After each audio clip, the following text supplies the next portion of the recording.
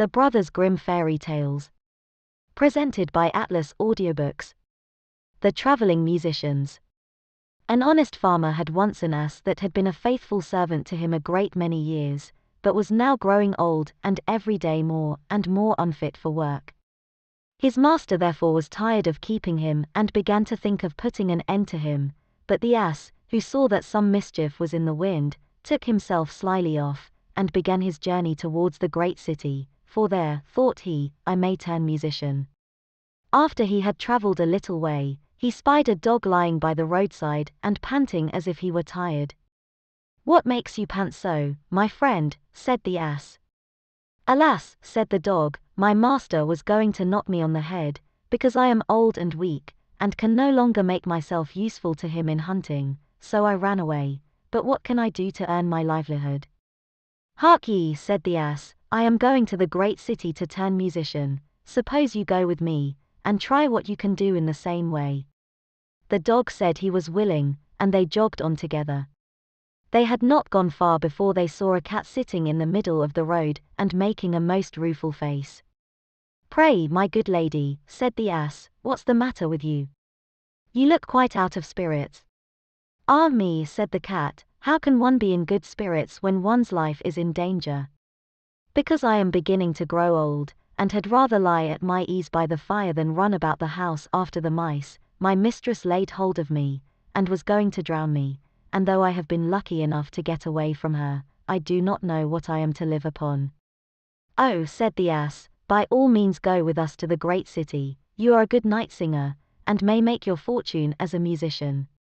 The cat was pleased with the thought, and joined the party.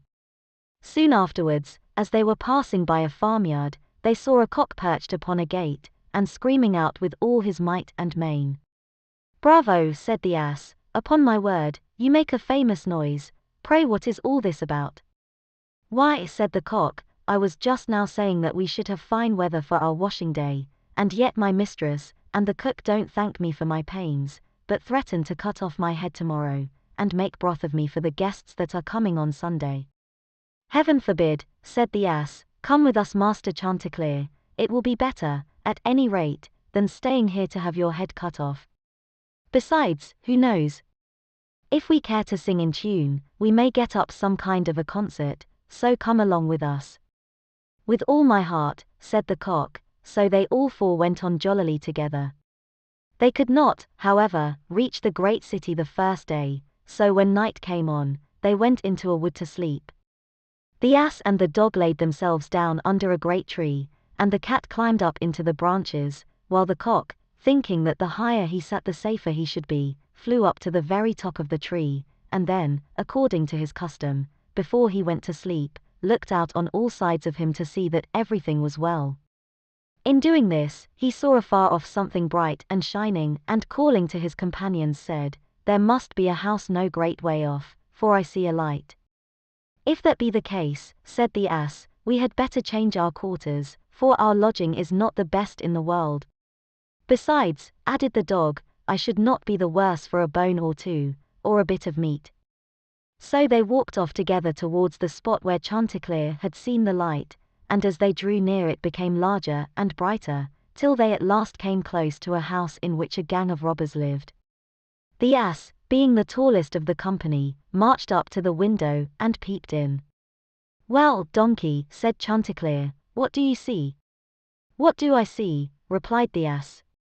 "Why, I see a table spread with all kinds of good things, and robbers sitting round it making merry." "That would be a noble lodging for us," said the cock. "Yes," said the ass, "if we could only get in." So they consulted together how they should contrive to get the robbers out, and at last they hit upon a plan. The ass placed himself upright on his hind legs, with his forefeet resting against the window, the dog got upon his back, the cat scrambled up to the dog's shoulders, and the cock flew up and sat upon the cat's head.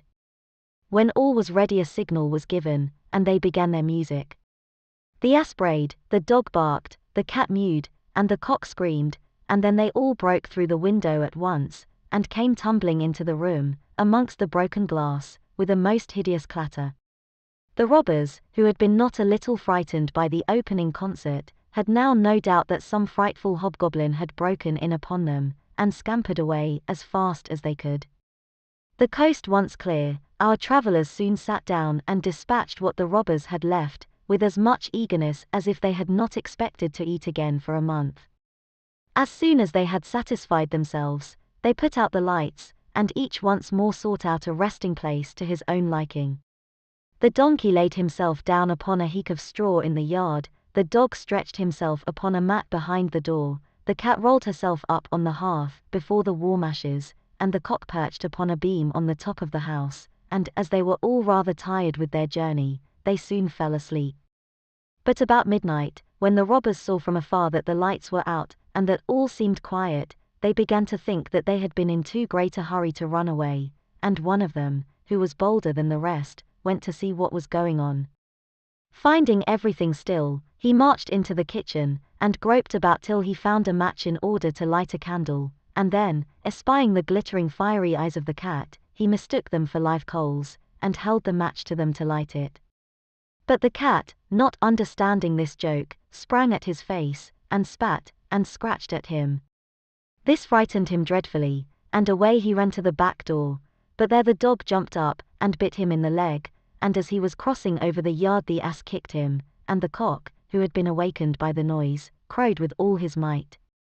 At this the robber ran back as fast as he could to his comrades, and told the captain how a horrid witch had got into the house, and had spat at him and scratched his face with her long bony fingers, how a man with a knife in his hand had hidden himself behind the door, and stabbed him in the leg, how a black monster stood in the yard and struck him with a club, and how the devil had sat upon the top of the house and cried out, "Throw the rascal up here."